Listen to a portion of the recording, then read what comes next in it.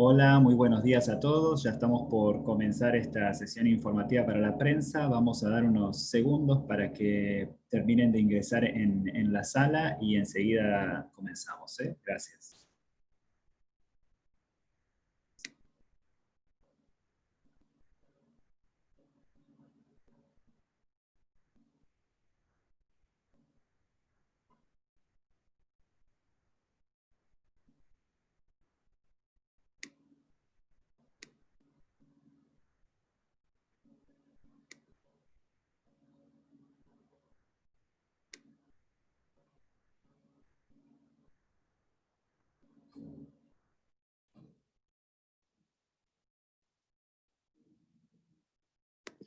Bueno, entonces, ahora sí, bienvenidos a todos a esta sesión informativa semanal de la OPS sobre la pandemia por COVID-19 en la región de las Américas. Soy Sebastián Oriol del Departamento de Comunicaciones de la OPS. Les recordamos que tenemos interpretación simultánea al inglés y al español, a la que pueden optar con el botón que se llama Interpretation. Esta sesión durará alrededor de 45 minutos y estaremos tomando sus preguntas hasta ese momento. Ya hemos recibido preguntas por correo y también las podrán hacer a través del botón que se llama Q&A, y les estaremos respondiendo, y también les estaremos dando la palabra para que hagan directamente su pregunta en vivo, pero antes les pedimos que nos escriban por el Q&A para poder organizarnos. Además les pedimos que, por favor, que se identifiquen con su nombre y su medio de comunicación. Esta sesión también puede ser seguida a través de las redes sociales de la OPS, a través de Facebook y de Twitter.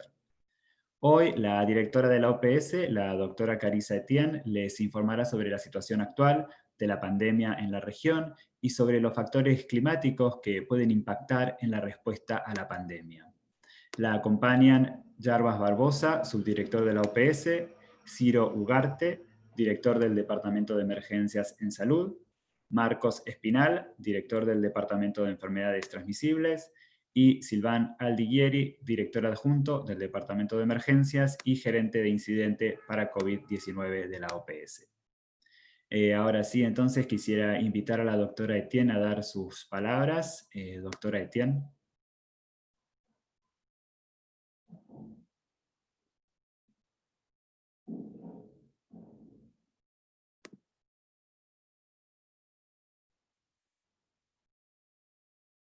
Estamos teniendo un problema técnico, pero ahora enseguida.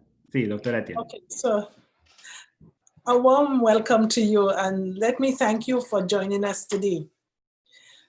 The Americas remain at the forefront of the fight against COVID-19.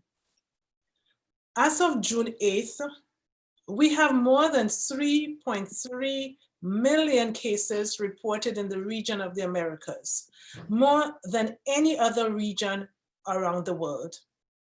Today, we are home to nearly half of all COVID-19 cases. Unfortunately, many areas are reporting exponential rises in cases and deaths. And we are concerned by data showing that the virus is surging in new places, places that had previously seen a limited number of cases. In Mesoamerica, case counts are rising in Mexico, Panama, and in Costa Rica, where we are seeing increased transmission around the Nicaraguan border. In South America, the virus continues to spread aggressively in Brazil, Peru, and Chile. We're also seeing in Venezuela that cases are now mounting faster than at any point during the country's outbreak. In the Caribbean, cases are on the rise in Haiti, and after more than a month without a new case, Suriname reported a spike this past week. Social distancing and stay-at-home orders have been challenging for all of us. But in the absence of a vaccine or more effective treatments, they are critical steps to keep us safe during this pandemic. It is equally important for countries to test, treat, trace contacts, and isolate patients. Without this combined approach, our efforts will have limited impact, and we face the risk of a rebound in cases. Today, I wish to draw attention to climatic factors affecting the response to COVID-19.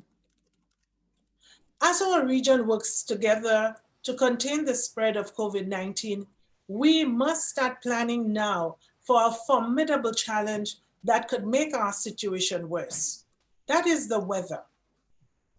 In South America, our response to the pandemic will be impacted by the arrival of winter, while hurricane season will complicate our efforts in North and Central America, and especially in the Caribbean.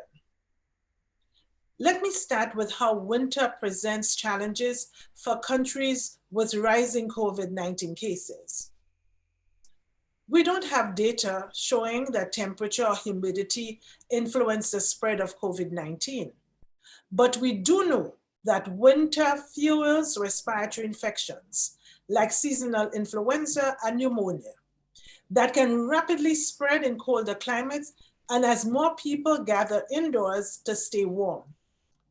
This is a problem for patients because respiratory illnesses leave them at greater risk of severe COVID-19 infection. It's also a challenge for strained health systems that will have to cope with the dual burden of a coronavirus pandemic and a spike in other respiratory illnesses. It does not help that the similar symptoms will make diagnosing COVID-19 even harder. As countries strengthen surveillance for COVID-19, they must simultaneously monitor influenza cases. Early vaccination to prevent severe cases of flu is more critical than ever, particularly for high-risk groups like health workers, the elderly, and people with chronic conditions.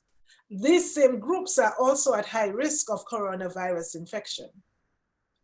We have encouraged countries to adapt seasonal flu vaccination campaigns to fit current social distancing measures. Many countries have embraced this approach and introduced innovative methods of immunization that minimize the risk of COVID-19. This includes offering vaccines outside of health facilities in empty schools, for instance, pharmacies, or drive-through posts in supermarkets. We have been encouraged that 14 countries in our region have begun to immunize 90 million people against seasonal influenza. More than half of the target population has already been vaccinated, a testament to the preparations and diligence of governments in the region. PAHO is helping countries secure the necessary doses of vaccines to reach this goal. Through the revolving fund, we pool resources to purchase vaccines from member states in an effort to expand access, to guarantee quality, and to secure better prices.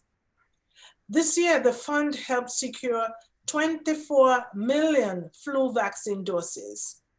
Virtually all of it has already been delivered to countries conducting campaigns, despite the added logistical hurdles that we are all facing in transporting essential supplies during the pandemic.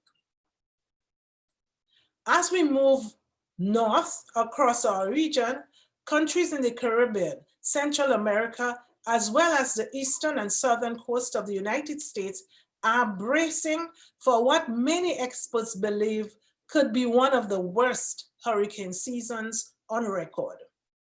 More unprecedented still is the prospect of responding to a hurricane amid a pandemic. As storms ravage towns and communities, they decimate sanitation systems, they contaminate water supplies, and fracture the delivery of healthcare. 3 lifelines that are critical to containing the spread of COVID-19. For countries in the path of a storm, I remind you that PAHO is here to help you prepare and will be ready to support you in the event of an emergency. Now is the time to review national hurricane response plans and conduct simulation exercises to ensure your disaster and COVID-19 responses are aligned.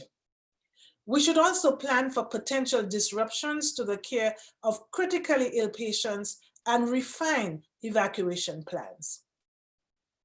PAHO has already issued guidance to manage emergency shelters, including precautions to minimize the spread of COVID-19 by designating distinct zones to allow for social distancing, regularly disinfecting high traffic areas, and swiftly isolating individuals who show signs of illness. We are working to provide emergency response supplies throughout our region and to secure critical facilities like laboratories and quarantine and isolation centers so diagnosis and treatment for COVID-19 can continue even under difficult circumstances. The COVID-19 pandemic has pushed our region to the limit. Our communities and health systems are under duress, and our collective efforts are laser focused on containing the virus.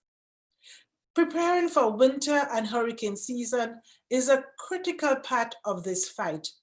We must take action today to safeguard our progress and mitigate the spread of the virus during this time.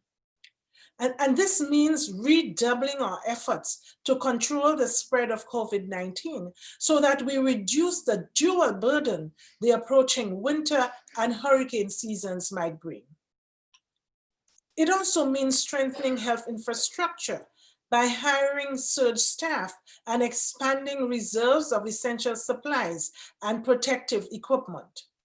This will help ensure the work done to prepare for COVID-19 is reinforced to address these seasonal threats. The Americas region is no stranger to natural disasters or seasonal health outbreaks. Indeed, our experience navigating these challenges has fueled our resilience in the fight against COVID-19. We must rely on that experience now more than ever, just as we must rely on regional solidarity and partnerships. Our history shows that if we work together, we can overcome the worst. And this time is no different. Thank you. Muchas gracias, doctora Etienne. Vamos a comenzar ahora con las preguntas que hemos recibido por correo electrónico y luego pasaremos a las preguntas del chat. Como mencionamos, tienen que hacerlas por el botón que se llama Q&A y allí las estaremos tomando y respondiendo. Y si les pedimos que por favor se identifiquen con su nombre y su medio de comunicación. Primera pregunta viene de varios reporteros, nos llegó por correo de AFP, Reuters, AP, también de Nicole Shapur de Bloomberg y ahora en el chat también Mariana Souquet de Efecto Cocuyo preguntan sobre Venezuela. La pregunta, voy a pasar a inglés. It's about an agreement among the Ministry of Health from Venezuela, the representative for health from the National Assembly, and PAHO to look for resources for the response against COVID-19 in the country. Can you elaborate on the content of the agreement and what is PAHO's role and how this support and the seek for resources will be implemented? Doctora Etienne. Thank you, Sebastian, and thank you for this question. Indeed, COVID-19 has been challenging for most countries. But this pandemic also provides a good opportunity to pursue health as a bridge for peace.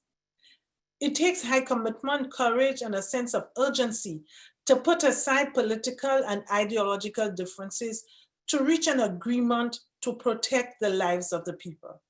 And so that is precisely the nature of the collaboration agreement that was signed in Venezuela following multiple dialogues and negotiations that was facilitated by PAHO at both the technical and political levels.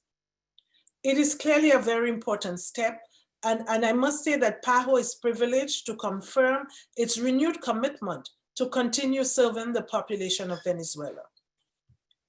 It is also a responsibility for us to deliver technical cooperation in keeping with humanitarian principles and to deliver with technical excellence. Although the agreement is an important milestone, it will require continuous, transparent, and unwavering joint work to deliver the results that all Venezuelans urgently need. I am glad to report that this morning, the Ministry of Popular Power for Health and the advisory team of the National Assembly met again in Caracas under the auspices of PAHO to discuss specific actions to save lives and reduce COVID-19 transmission within this agreement. So the parties agreed, among other things, to prioritize access to PPEs, medicines and supplies for treatment and ICU services, to decentralize testing, and to prioritize the states that are most affected. We in PAHO are optimistic and confident that concrete results are now closer than ever. Thank you. Gracias, doctora Etienne. La siguiente pregunta nos llega de Anatoly Kurmanaev de New York Times y en inglés dice: Peru and Brazil now have similar numbers of COVID cases and deaths per million despite adopting radically different strategies. Peru adopted all the best practices advocated by WHO, Brazil adopted none, yet the outcome has been similar. As Latin America countries begin winding down their lockdowns to stop the economic free fall, what impact can it have on the region? What incentives do countries have to maintain economic restrictions if the deadly outbreaks appear to be a question of when, not if? Dr. Barbosa.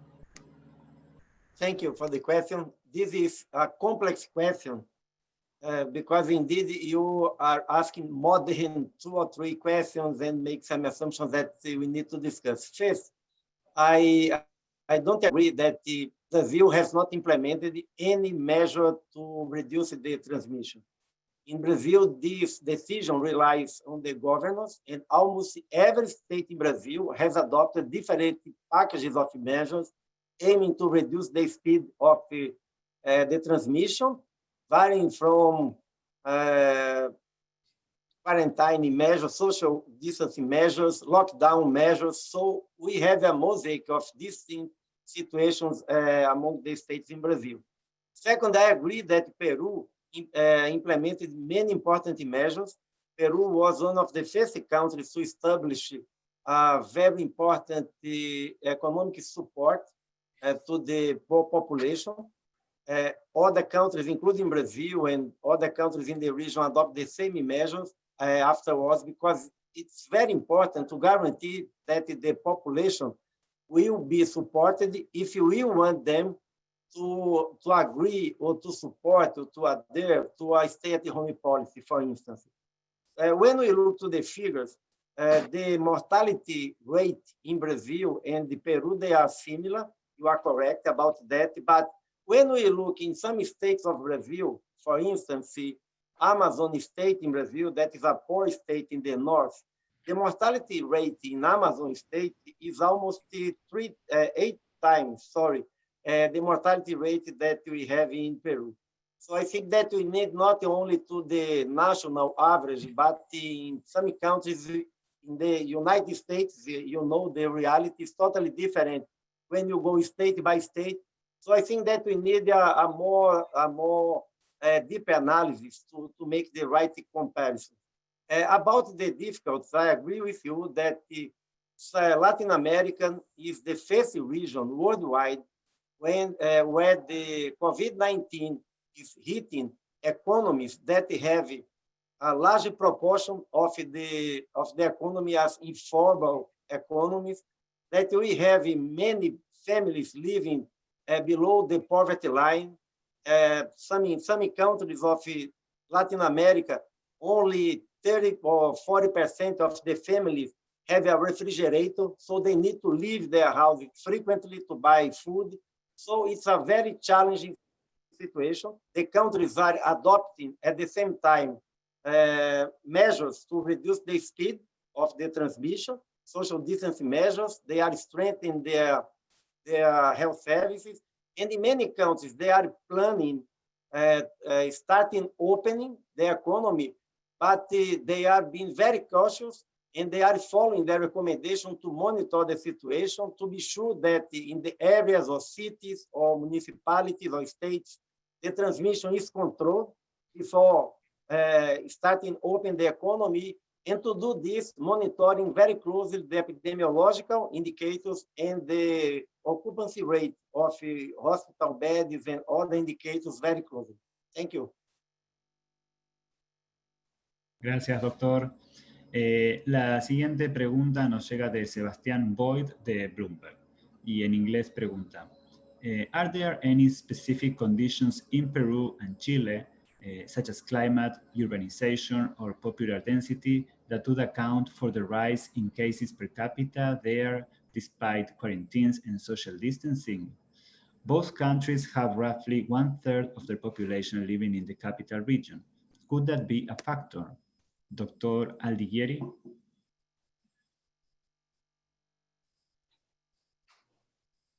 Thank you for the question regarding Chile and Peru. This question is also linked to some aspects that were characterized by Dr. Barbosa answering the previous questions.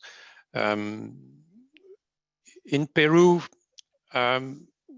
the incidence rate is higher, you are right, in the big Lima area, including the port of Callao, but also in the Amazon region, the department of Loreto, and the Northern Pacific coast, the department of Piura. In Chile, as for Peru, we have a high incidence rate in the big Santiago, the capital city area, but also in provinces of the Northern Pacific, Tarapacá, and in the deep south, I mean on the Patagonian side, the province of Magallanes. So what we have in common between these two countries and the big urban areas is high density of population. It is poverty that is related to overcrowded households with difficulty of the people distancing from their relatives living in very small households, but also this poverty triggers some different social mechanisms. It means that the people earn every day the money that they eat with. So they have to go outside, they have to look for work, they have to look for transportation, which is another challenge in terms of social distancing. They are looking for food, they are going to markets, which is also another challenge in terms of mass gathering. So we have in these big urban areas, of course, many risk factors and challenges for strictly implementing the public health measures. So we have a risk of amplification. This was also described in other areas of mega cities, the big cities of other countries of South America. We are seeing the big cities as an amplification area with all these layers of risk factors that I described. Thank you. Gracias, doctor. Siguiente pregunta viene de Fernando Melis de R7.com de Brasil y Luego uniré con otra pregunta relacionada que nos acaba de llegar por el chat, y la pregunta de Fernando Melis es: el presidente de Brasil amenazó con retirar al país de la OMS, acusando a la organización de tener sesgo ideológico. ¿Podría esa medida perjudicar a Brasil en términos de acceso a vacunas y medicamentos contra COVID-19? Y vinculado también con el tema de vacunas, no específicamente de Brasil, pero general, Emiliano Rodríguez de Nature Magazine pregunta, dice que hay cierta preocupación de investigaciones porque las vacunas no lleguen a todos los países en tiempo, si hay preocupación de la OPS en este sentido para la región. Doctor Espinal, ¿podría tomar esta pregunta? Muchas gracias, Fernando, por esta pregunta y por la subsecuente acerca de vacunas. Brasil tiene una larga tradición de cooperación con la OMS y la OPS. Brasil ha sido un tremendo actor en todas las Américas y fuera de las Américas, porque Brasil tiene una gran tradición de solidaridad y de panamericanismo, además que hace frontera con 10 países. Entonces, la organización estará presta para continuar apoyando a Brasil. No vamos a permitir que vacunas o medicinas nuevas no van a llegar a Brasil, porque la organización estará presta para facilitar esa llegada, por ejemplo, a través de nuestro fondo estratégico para insumos y commodities o medicinas, y también para nuestro fondo rotatorio. La organización continuará trabajando con Brasil. Pero voy un poco más allá. La organización ha estado trabajando en estos momentos con la prioridad, con COVID. Hemos facilitado la ayuda para la compra de 10 millones de test. Hemos capacitado personal de salud en Manaus y en otras áreas. Hemos realizado reuniones virtuales de educación y web seminars, como decimos, le llamamos. Pero va más allá de todo esto. Brasil tiene una historia de cooperación, produce vacunas Brasil y la facilita a muchos de nuestros Estados miembros, pero también en el área de salud mental, en el área de controlar el tabaquismo, en las enfermedades transmisibles, larga tradición de cooperación en tuberculosis, VIH, malaria y de no transmisible, cáncer. Pero lo más importante, y es donde nosotros creemos que las acciones del COVID, contra el COVID tienen un gran impacto. Brasil tiene un sistema de salud, el SUS, es único, es una joya que es muy basado y que cubre todo el país en la atención primaria. En una epidemia que va a tener a largo plazo, el rol del SUS va a ser vital. Así que creemos que independientemente de, como decía la directora, de las cosas políticas, nuestra organización, la OMS y la OPS, continuarán apoyando a Brasil para que las vacunas, las medicinas lleguen a la población de Brasil. Muchas gracias. Muchas gracias, doctor Espinal. La vacuna. Sí. La vacuna, la segunda pregunta, perdón, Sebastián. Sí, es la misma respuesta, básicamente. La organización está trabajando trabaja con la OMS, pero con otros socios muy importantes en el área de compras y suplidores. Entonces, tan pronto tengamos medicinas y vacunas, no quede duda que la OPS va a hacer los mejores esfuerzos para que a todos nuestros países llegue la vacuna, llegue la medicina, ya cuando estén probadas y aprobadas mediante los organismos también regulatorios y mediante los ensayos clínicos del lugar que en estos momentos se vienen realizando. Muchas gracias. Gracias, doctor. Siguiente pregunta nos llega de Jennifer Abbasi de Hama Network. Pregunta en inglés. What is the status of PPE and ventilators in Latin America? And what are the main initiatives to provide adequate medical supplies to the region? What is the status of availability of hospital beds and ICU beds?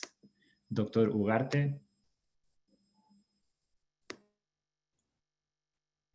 the global market in general has not recovered yet at previous levels. And there is a need to increase production, but also to deliver those supplies to the countries that are in most need. In the case of the Americas, there is a general shortage of PPEs and ventilators. And the shortage is more noticeable in the places where there is an increase of number of cases. So in those areas, we are seeing that there is a higher proportion of healthcare workers that are getting infected with COVID-19, but also the population and the patients do not have access to critical care. In those areas, we are seeing that the distribution of PPEs is a priority, and the global supply chain, that is an interagency consortium to procure essential supplies, have been negotiating with all the countries and many other entities. And we are now seeing that those supplies are beginning to be sent to the countries. In the case of the Americas, there are many countries that will receive supplies in the next week or so. And we can mention Antigua and Barbuda, Bahamas, Barbados, Belize, Bolivia, Cuba, Dominican Republic, Nicaragua, Panama, St. Kitts and Nevis, Suriname, Venezuela, Ecuador, and Peru, to name the first ones that will receive those supplies. And those supplies are being negotiated through several channels. One of them is the country's own resources that through the PAHO strategic fund is the biggest channel to purchase those supplies that it would not be available for the countries if that channel will not be used. And the other area is the donation from international institutions that will also allow us to purchase for those countries that do not have supplies. And I would like to mention that each country is monitoring the availability of hospital beds and ICU beds. And we are seeing that the countries are implementing a sharp increase in the availability of those supplies, and even establishing modular hospitals or expanding the capacity, specifically in the areas where the number of cases are increasing dramatically. Over. Gracias, doctor.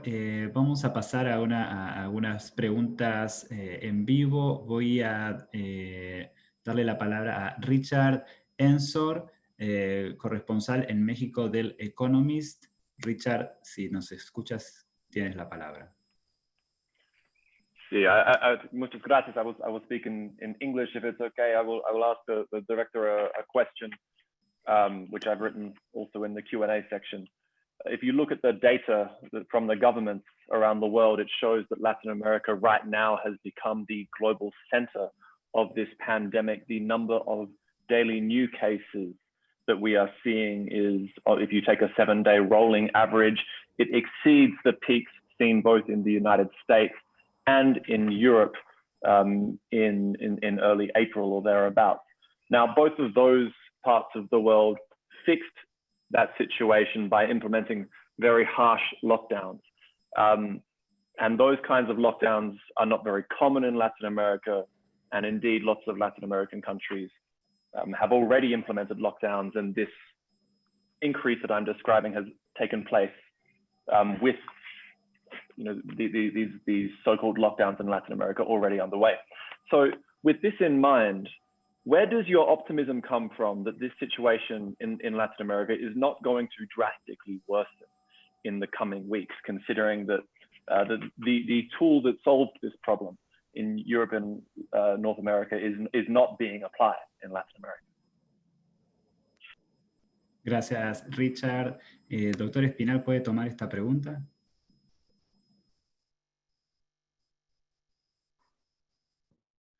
Thank you, Richard. I think I lost the last piece of the question, but I think it was you were referring to the fact of Latin American implementing lockdowns also but seeing a higher number and being the epicenter of the epidemic. Is that correct? No.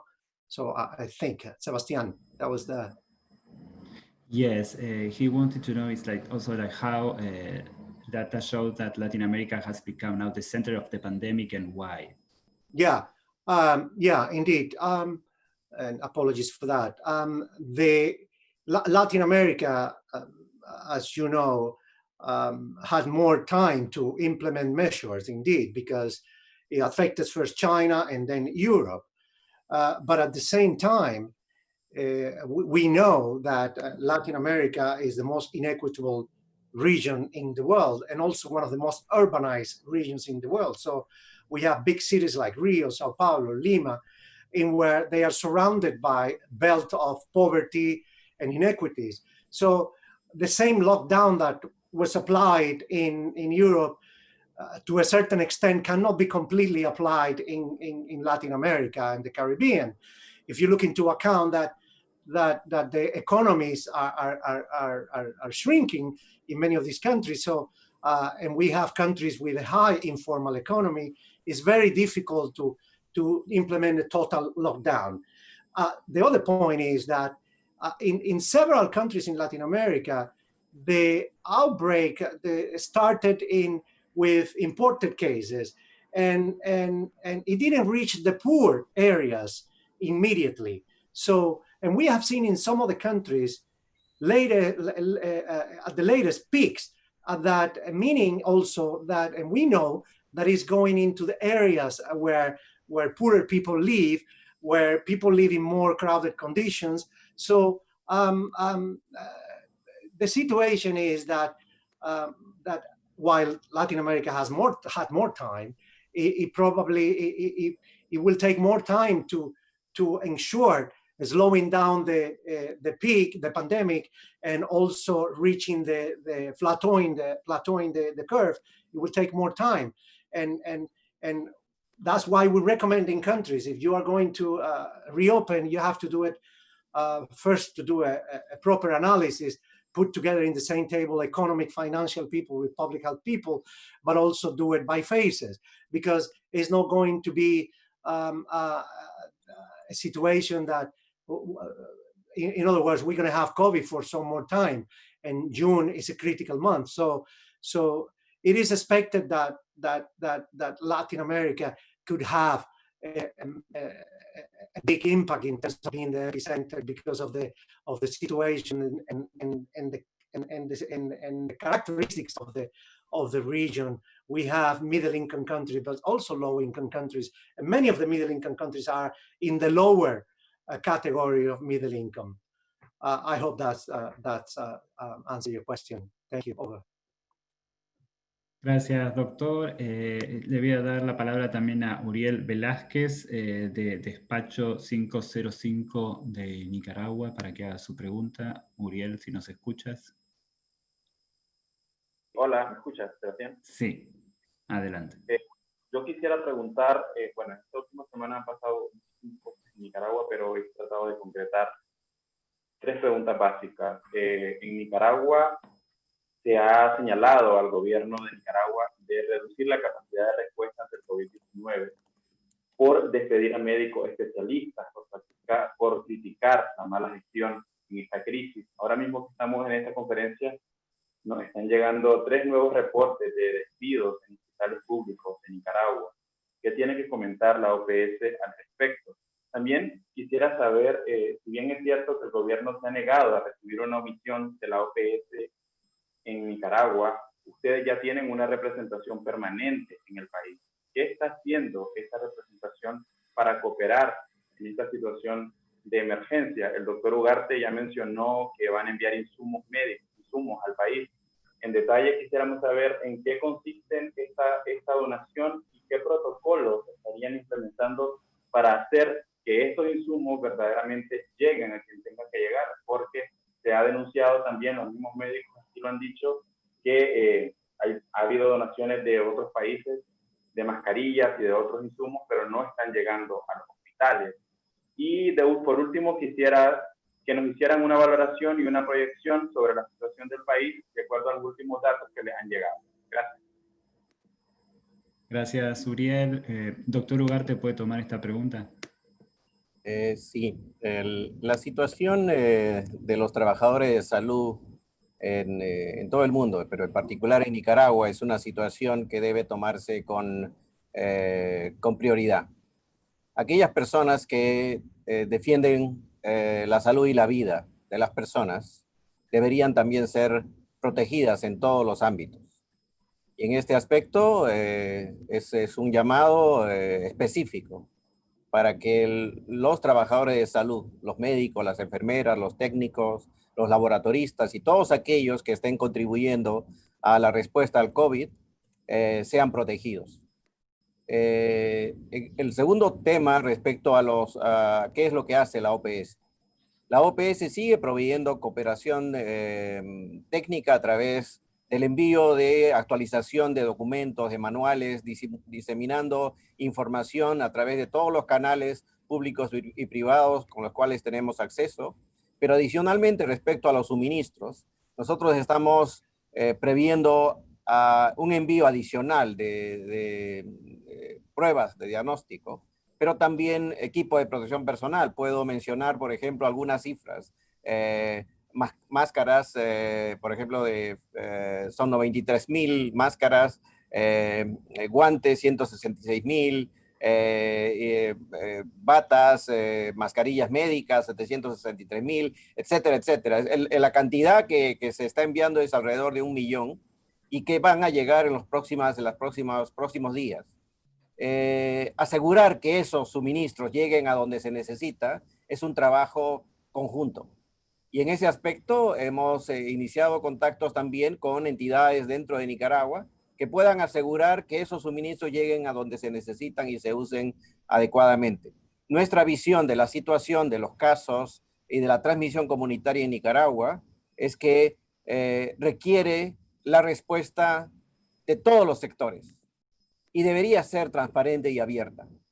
Y en este aspecto es muy importante señalar que algunas de las medidas que estamos conversando y que las preguntas que han sido contestadas anteriormente sobre distanciamiento social tienen que implementarse.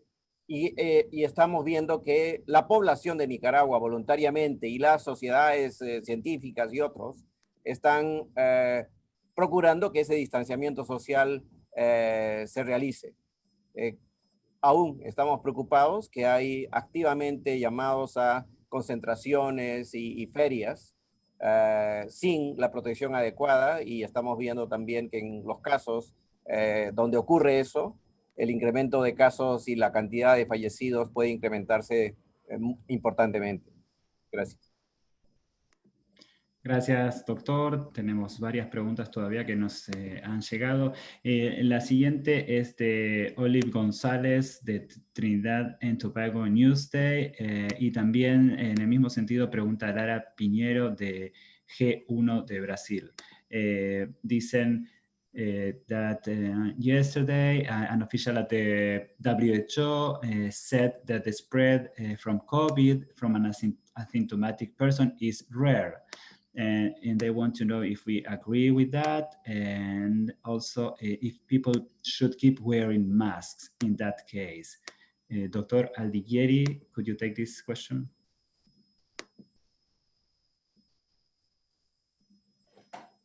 Yes, thank you for the questions, for the two questions, in fact.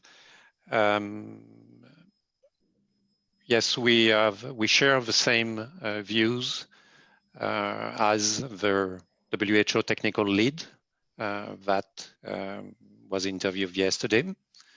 PAHO and WHO are doing on a regular basis, I would say every day, and we published almost every other week an update about the scientific literature, about the articles, about the new evidence that are found through scientific surveys and investigations.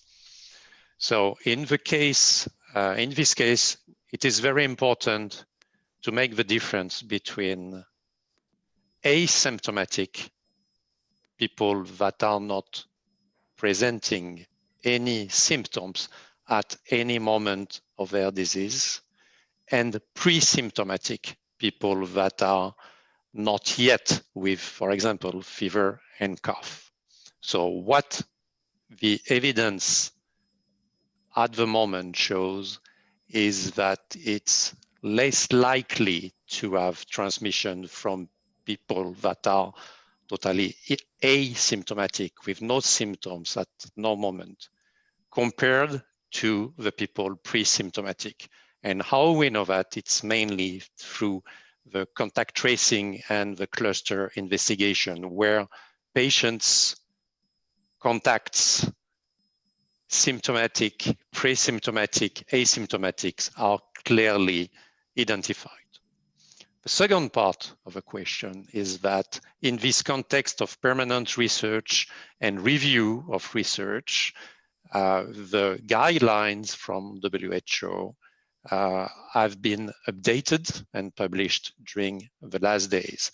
And there are specific recommendations for both healthcare personnel and for the public.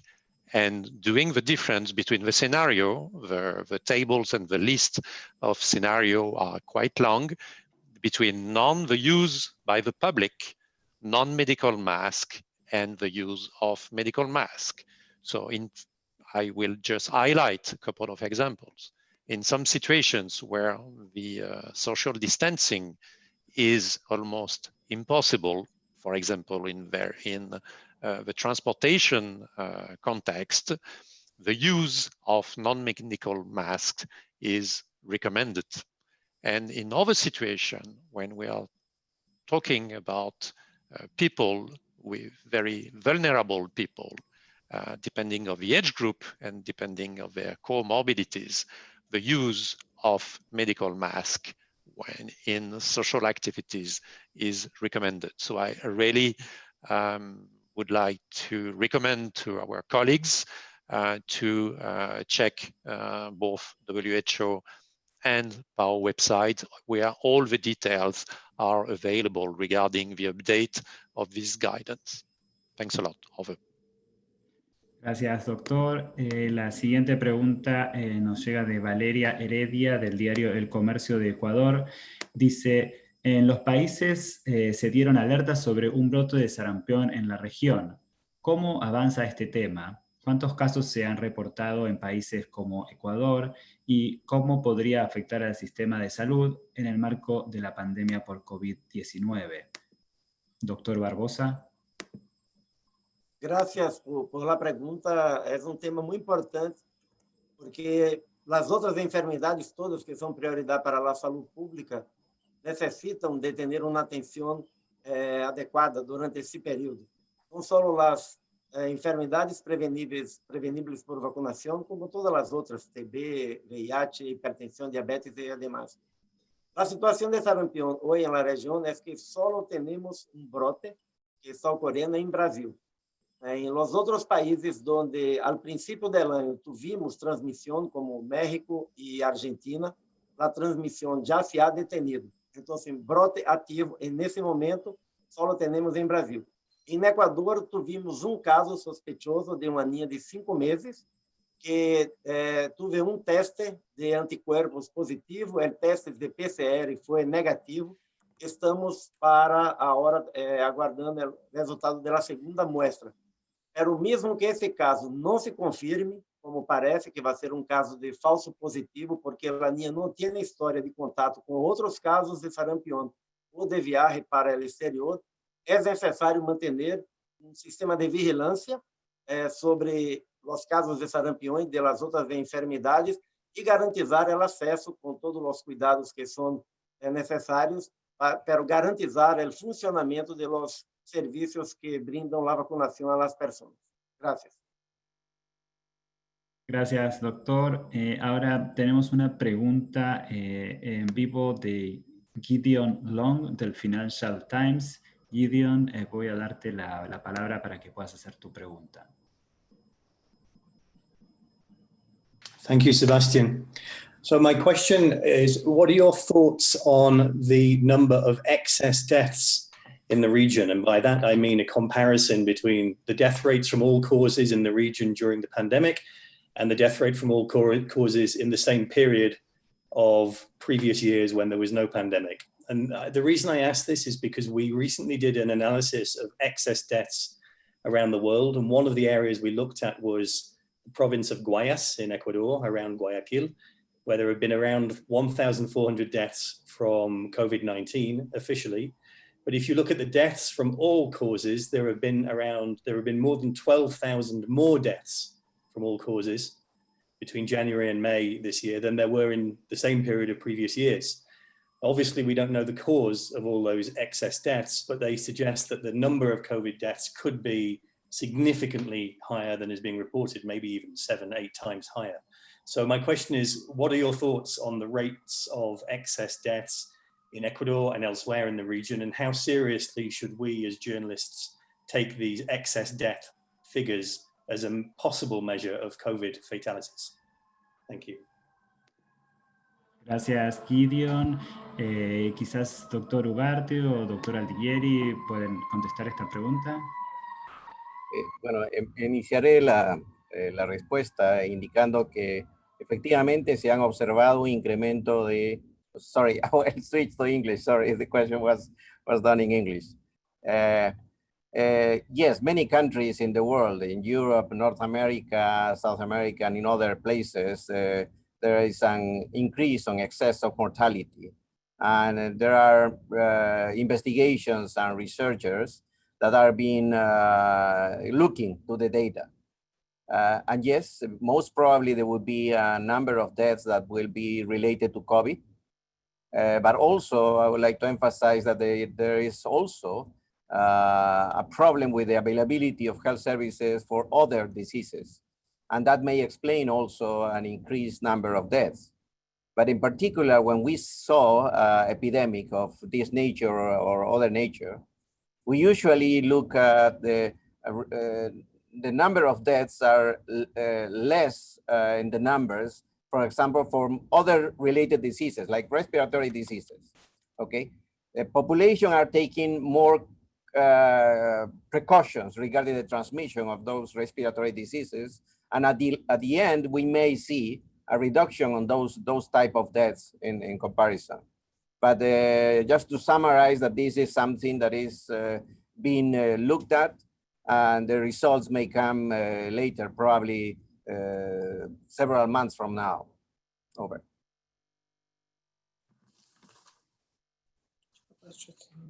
Gracias, doctor. Ahora me gustaría también darle la palabra en vivo a Gisela Salomón de la agencia AP. Gisela. Sí, buenos días.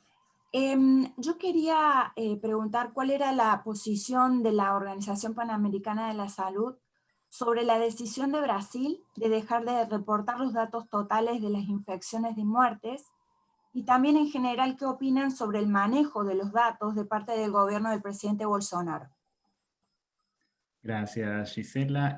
Doctor Espinal, ¿puede contestar esta pregunta? Muchas gracias, Gisela, por la pregunta. Los países pueden revisar sus datos. Ya lo vimos cuando empezó la pandemia, la misma China revisó los datos, se vio la revisión de datos también en Nueva York, porque si llegan nuevas informaciones, no es malo revisar los datos. Ahora, debo aclarar que Brasil tiene una larga historia de reportar los datos y tiene un amplio sistema de vigilancia que recoge muchas variables, entonces, mucha información. Entonces, la revisión de los datos no es una sorpresa. Ahora, lo que nosotros sí recomendamos es que se sigan reportando los datos a todos los países, porque eso nos permite y permite a los propios gobiernos de tener una clara visión de lo que está pasando y permite a los diseñadores de políticas de planificar en dónde van a priorizar los lugares más afectados por la pandemia y también cómo podemos ayudar. El estímulo es que estimulamos a los países a que continúen reportando los datos y seguiremos trabajando con todos, pero la revisión de los datos es una prerrogativa que pueden tomar los países y se ha visto. Ahora, sí sugerimos que los datos se continúen reportando. Muchas gracias. Gracias, doctor. Y la siguiente, estamos llegando al final de la sesión, así que gracias a todos por acompañarnos. Y la siguiente pregunta nos llegaron de varios periodistas también sobre los PPEs, de vuelta los equipos de protección personal y el oxígeno. Y en inglés preguntan, there seem to be increasing prices for needed products such as PPEs and oxygen. What is PAHO work with countries and suppliers to find that balance between price, quality, and strong supply chains? Doctora Etienne. Thank you for this question. In fact, since January, countries around the world have struggled to gain access to the key supplies and equipment that they need to save lives, to protect healthcare workers, and to better understand the prevalence of the COVID-19 virus.